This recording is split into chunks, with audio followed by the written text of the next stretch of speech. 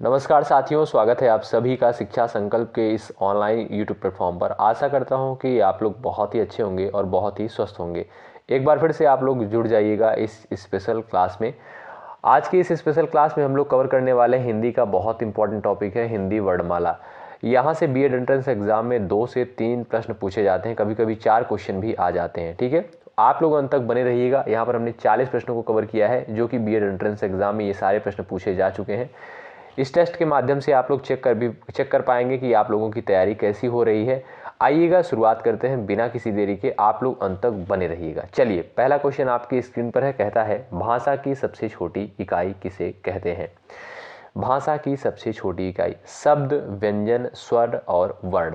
4 options दिए गए हैं आपके सामने, तो आप सभी को पता होना चाहिए भाषा की जो सबसे छोटी इकाई कहलाती है वो कहलाती है वर्ण। ठीक है, जैसे क हो गया, ये क्या है आपका वर्ड है। ख हो गया, ये क्या है आपका एक वर्ड है। ठीक है, चलिए आगे बढ़ते हैं और अगला प्रश्न यहाँ पर कहता है वर्णमाला किसे कहते हैं। वेरी वेरी इंपॉर्टेंट क्वेश्चन है, स्टार लगाएं। वर्णमाला किसे कहते हैं। तो वर्णों के समूह को जो है क्या कहते हैं, वर्णमाला। वर्णों के व्यवस्थित समूह को, देखिएगा कभी कभी ऑप्शन में दे देता है कि वर्णों के समूह को, तब आपका गलत हो जाएगा। अगर उसमें दिया है वर्णों के व्यवस्थित समूह को, तब आपका करेक्ट हो जाएगा। क्यों यहाँ पर व्यवस्थित क्यों लिखा गया है। व्यवस्थित का मतलब ये हो गया कि एक सीरीज में हो। ठीक है, जैसे क के बाद ख ही आना चाहिए, ऐसा नहीं है क ग ख, ऐसा नहीं होना चाहिए। ठीक है, इसीलिए यहाँ पर लिखा गया है व्यवस्थित समूह। वर्णों के व्यवस्थित समूह को क्या कहेंगे, वर्णमाला कहेंगे। अच्छा, स्वर की संख्या कितनी है दोस्तों, 11 है। अच्छा, व्यंजन की संख्या कितनी है, 33 है। ठीक है, ये भी आप लोग ध्यान रखेंगे। अगला प्रश्न देखिएगा, निम्न में से कंठ ध्वनियाँ कौन से हैं, यानी कंठ से उच्चारित होने वाली ध्वनियाँ कौन सी हैं। क ख य र च ज ट ड़। 4 विकल्प दिए गए हैं आपके सामने, बताएंगे। सभी प्यारे साथी जवाब दें। कंठ ध्वनियाँ कौन से हैं, यानी कंठ से उच्चारित होने वाले वर्ड कौन से हैं। तो देखेंगे अगर, तो क और ख, जब क और ख आप बोलते हैं तो कंठ से उच्चारित होते हैं ये वर्ड, यानी विकल्प आपका पहला बिल्कुल करेक्ट होगा। आगे बढ़ते हैं, अगला प्रश्न देखिएगा। स्थान के आधार पर बताइए कि मूर्धन्य व्यंजन कौन से हैं। स्थान के आधार पर बताइए कि मूर्धन्य व्यंजन कौन से हैं। चलिएगा, 4 विकल्प दिए गए हैं आपके सामने, आप सभी साथी बताएं। स्थान के आधार पर बताइए मूर्धन्य व्यंजन कौन से हैं। तो ड ढ जो ये आपका है ऑप्शन नंबर सी, ये आपका दोस्तों मूर्धन्य के अंतर चला जाएगा। अगला प्रश्न देखिए, निम्न में से अल्प प्राण वर्ण कौन से हैं। अल्प प्राण वर्ण, चलिएगा अल्प प्राण वर्ण जो है कौन से हैं, जवाब देने का प्रयास करें। चलिएगा, तो विकल्प बी वाले यहाँ पर बिल्कुल राइट हो जाएंगे, ऑप्शन नंबर बी करेक्ट हो जाएगा। क और ग ये आपके क्या है, अल्प प्राण के अंतर्गत आते हैं। अगला प्रश्न देखिए, नासिक व्यंजन किसे कहते हैं। नासिक व्यंजन जो है कौन सा है इसमें से। चलिएगा, यानी नाक और मुख से दोनों से मिलाकर उच्चारित होने वाले वर्ड, उन्हें हम क्या कहेंगे, नासिक कहेंगे। तो यहाँ पर आपका ईया देखेंगे, ये आपका क्या है, एक नासिक के व्यंजन है। ईया, अड़, न, म, ये नासिक व्यंजन के अंतर्गत आते हैं। आगे बढ़ते हैं, अगला प्रश्न कहता है ए वर्ड क्या कहलाते हैं। नासिक के मूर्धन्य, ओष्ठ, कंठ, तालव्य। चलिए, बेसिक सा क्वेश्चन है पर बहुत महत्वपूर्ण है। ए वर्ड जो है क्या कहलाते हैं, नासिक के मूर्धन्य, ओष्ठ या कंठ, तालव्य। तो ऑप्शन नंबर आपका डी चला जाएगा, बिल्कुल करेक्ट, कंठ तालव्य के अंतर्गत आएंगे। अगला प्रश्न देखिए, हिंदी वर्णमाला में अयोग वाह वर्ड कौन से होते हैं। अयोग वाह वर्ड किसे कहते हैं। चलिएगा दोस्तों, एक होता है आपका अंग और एक होता है आपका अ, इसे आप क्या कहेंगे, इसे कहेंगे अयोग वाह। विकल्प आपका डी करेक्ट हो जाएगा। अगला प्रश्न देखिए, निम्न में बताइए कि किस शब्द में द्वित्व व्यंजन है। द्वित्व व्यंजन जो है किसमें है। जहां पर आपको 2 समान ये व्यंजन दिख जाए, वहां पर आपका क्या होगा, द्वित्व व्यंजन कहलाएगा। अगला प्रश्न देखिएगा, श श स ह कौन सा व्यंजन है, बताइएगा ये कौन से व्यंजन कहलाते हैं, किसके अंतर्गत आते हैं।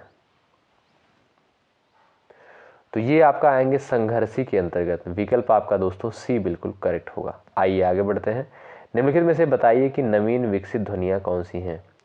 नवीन विकसित ध्वनियाँ कौन सी हैं। प्रश्न यहाँ से 3 से 4 क्वेश्चन आएंगे, आप लोग बताइएगा। चलिए, 40 प्रश्न यहाँ पर हमने कवर किया है और ये सारे प्रश्न पूछे जा चुके हैं।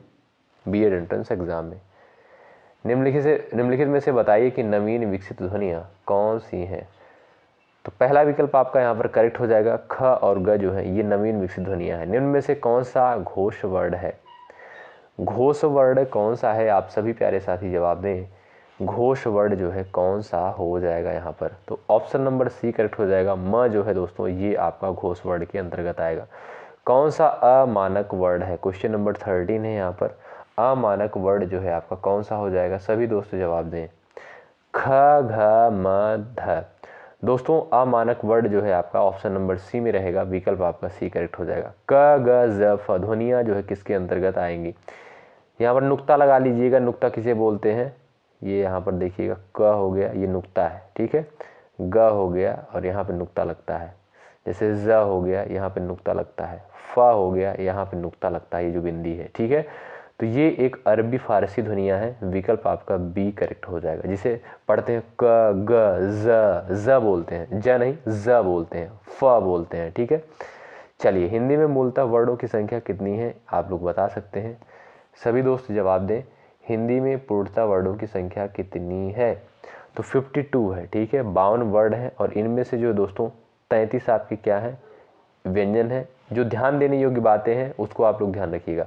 व्यंजन कितने हैं, व्यंजनों की संख्या 33 है। 11 क्या है, 11 स्वर है और 25 जो है स्पर्श व्यंजन है, ठीक है, ये आपको ध्यान रखना है। अगला प्रश्न देखिएगा, छ ध्वनि किसके अंतर्गत आती है। छ, त्र, ज्ञ और स्र, ये ध्वनियाँ दोस्तों किसके अंतर्गत आती हैं, ये ध्वनियाँ आती हैं आपका संयुक्त वर्ड के अंतर्गत आती हैं, ठीक है। चलिए आगे बढ़ते हैं और अगला प्रश्न कहता है हिंदी शब्दकोश में छ का क्रम जो है किस वर्ड के बाद आता है। देखिएगा क और स से मिलकर बनता है, तो यहाँ पर आ जाएगा आपका ऑप्शन नंबर ए। चलिए ज्ञ वर्ड किस वर्ड के संयोग से बना है। ये सब क्या है दोस्तों, अभी हमने आपको बताया छ, त्र, ज्ञ और स्र, ये आपके संयुक्त वर्ड के अंतर्गत आते हैं। तो इसमें से ज्ञ वर्ड पूछता है, ज्ञ वर्ड किस वर्डों के संयोग से बना है। ज प्लस इ, ज प्लस इ, ऑप्शन नंबर आपका बी बिल्कुल करेक्ट होगा। अगला प्रश्न कहता है अघोष वर्ड कौन सा है। अघोष वर्ड जो है कौन सा है, सभी दोस्त आंसर दें। अघोष वर्ड जो है कौन सा है दोस्तों, स जो है इसमें आपका अघोष वर्ड के अंतर्गत आएगा। अगला प्रश्न कहता है घ का उच्चारण स्थान क्या होगा। घ का उच्चारण स्थान होगा, जवाब देने का प्रयास करें आप लोग। घ का उच्चारण स्थान क्या होगा, क ख ग घ, यानी क वर्ग के अंतर्गत जितने भी वर्ड आते हैं उनका उच्चारण स्थान होता है कंठ, यानी कंठ से उच्चारित होते हैं, जैसे क ख ग घ ङ, ठीक है। चलिए अगला प्रश्न देखें, इनमें से संयुक्त व्यंजन कौन सा है। संयुक्त व्यंजन कौन सा है, जवाब देने का प्रयास करें। चलिएगा तो हमने अभी आपको बताया था छत्रज्ञ, छ याद रखिएगा इनको, छत्रज्ञ और स्र, ये आपके संयुक्त व्यंजन के अंतर्गत आते हैं। बहुत महत्वपूर्ण है, पेपर में बार बार ये प्रश्न पूछे जाते हैं। निम्नलिखित में से कौन सा वर्ड जो है उच्चारण की दृष्टि से दंत्य नहीं है। चलिएगा कौन सा वर्ड जो है दंत से उच्चारित होने वाला नहीं है, तो ट देखेंगे यदि आप, तो ये आपका दंत से उच्चारित होने वाला वर्ड नहीं है। अगला प्रश्न देखिए, जिन शब्दों के अंत में अ आता है उन्हें हम क्या कहेंगे। जिन शब्दों के अंत में अ आता है उन्हें हम क्या कहेंगे, उन्हें कहेंगे अकारांत, ठीक है, अकारांत कहेंगे, विकल्प आपका डी करेक्ट हो जाएगा। अगला प्रश्न कहता है छ वर्ड किसके योग से बना है। छ वर्ड जो है किसके योग से बना हुआ है, सभी प्यारे साथी जवाब दें। यहाँ पर देखिएगा क प्लस श, ये आपका जो है विकल्प आपका पहला करेक्ट हो जाएगा, ठीक है। अगला प्रश्न देखिए, हिंदी वर्णमाला से स्वरों की कुल संख्या कितनी है। स्वरों की कुल संख्या दोस्तों अभी हमने आपको बताया 11 और व्यंजन कितने हैं 33 है। मैं बार बार आपको इसलिए रिपीट करवा रहा हूँ कि जिससे आपको याद हो रहे हैं चीज़ें, ठीक है। विकल्प बी करेक्ट होगा यहाँ पर। अगला प्रश्न देखिएगा, निम्नलिखित में से कौन स्वर नहीं है।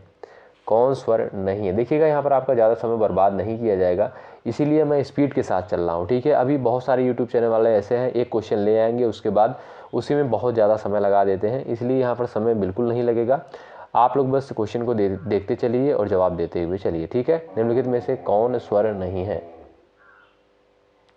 तो यहाँ पर कौन सा स्वर जो है नहीं है, तो ईया क्या है, ये आपका स्वर नहीं है, ये आपका एक नासिक व्यंजन है। अगला प्रश्न देखिएगा, निम्नलिखित में से कौन ट वर्ग नहीं है, यानी ट वर्ग के अंतर्गत कौन सा वर्ड इसमें से नहीं आएगा। तो ट वर्ग के अंतर्गत कौन कौन से आते हैं, ट ठ ड ढ, ठीक है।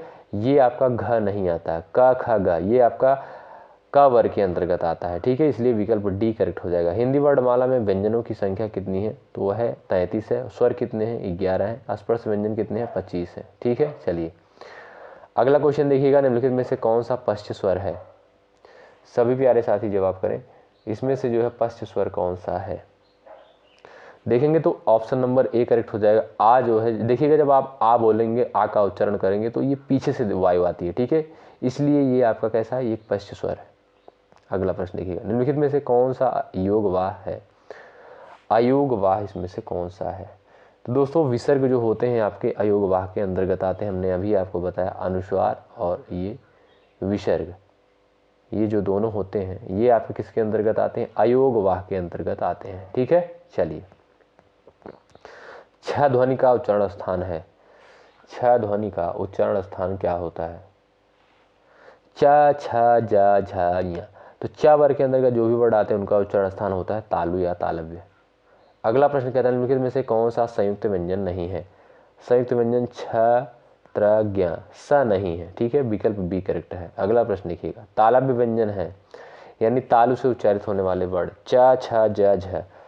तो ये आपका च वर्ग के अंतर्गत जितने भी वर्ड आते हैं उनका उच्चारण स्थान तालु से होता है। अगला प्रश्न देखिए, यार अलावा किस वर्ग के अंतर्गत आते हैं, या र ल व, या र ल व। बताएंगे आप लोग, जवाब दे सकते हैं, राइट आंसर क्या हो जाएगा, तो ये आएंगे आपके अंतस्थ के अंतर्गत, विकल्प सी करेक्ट होगा। अगला प्रश्न देखें, अनुनासिक का संबंध होता है, अनुनासिक का संबंध होता है।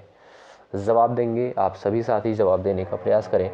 अनुनासिक का संबंध होता है नाक और मुंह से। अभी हमने आपको बताया अनुनासिक वर्ड कौन से होते हैं, जैसे ईया हो गया, अड़ा हो गया, न हो गया, माँ हो गया, ये आपके अनुनासिक के अंतर्गत आते हैं। जैसे अनुनासिक व्यंजन कौन से होते हैं, वर्ग के प्रथमाक्षर, वर्ग के तृतीयाक्षर, वर्ग के चतुर्थाक्षर, वर्ग के पंचमाक्षर, यानी जो स्पर्श व्यंजन की संख्या होती है 25, ठीक है, आपको पता होना चाहिए।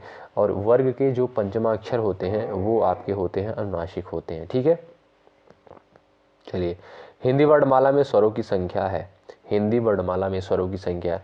दोस्तों अभी बिल्कुल फ्री में जो है हिंदी की क्लास आपको प्रोवाइड की जाएगी बीएड एंट्रेंस एग्जाम के लिए। वैसे डीएलएड एग्जाम के लिए चल रही है, प्लेलिस्ट में जाकर आप लोग चेक कर लीजिएगा, बिहार डीएलएड करके एक प्लेलिस्ट बनी होगी, उसमें देखिएगा हिंदी के टॉपिक वाइज क्लासेस चल रही हैं, आप लोग कवर कर सकते हैं उसको, और वो किसी भी एग्ज़ाम के लिए महत्वपूर्ण है, ठीक है। वहाँ पर जो भी हिंदी पढ़ाई जा रही है वो बिल्कुल सबके लिए फ्री है और बिल्कुल बेहतर है। चलिए हिंदी वर्णमाला में स्वरों की संख्या है, हिंदी वर्णमाला के स्वरों की संख्या कितनी होती है, 11 होती है। चलिए आगे बढ़ते हैं, कंठोष्ठ ध्वनि है, कंठोष्ठ ध्वनि का उदाहरण जो है कौन सा है,